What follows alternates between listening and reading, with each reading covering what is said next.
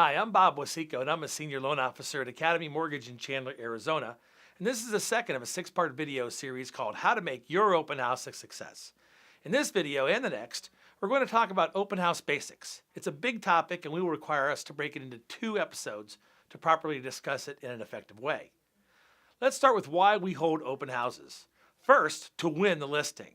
Make sure you include in your listing presentation that you intend to use open houses as a part of your marketing strategy. Sellers love agents who plan on selling the listings themselves. Second, to sell the house.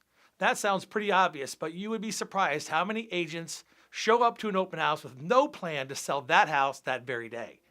Third, to generate buyer and seller leads. Yes, I said buyer and seller leads, since many sellers will begin their plans to list their home by visiting an open house in their area.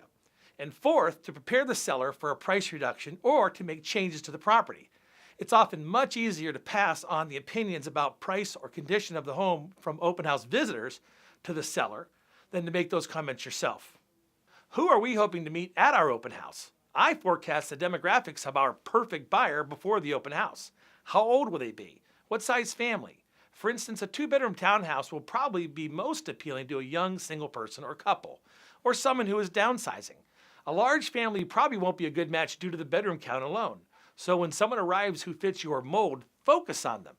We are also looking for unrepresented buyers and sellers that are strolling through the property, whether they meet our image of a perfect fit or show any interest in the home or not. These are the nuggets of gold whose contact information we must capture. When is the best time to hold an open house, you may ask? Frequency and duration are the keys to its success. There are very few successful businesses open 1 day a week for 3 hours. So the more opens that you do, the better your results will be.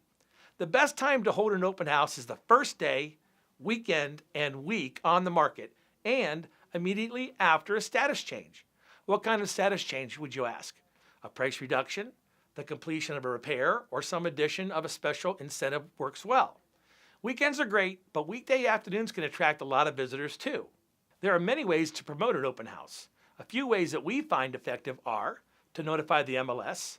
Do it early enough for the mobile apps like Zillow and Trulia to pick up the data.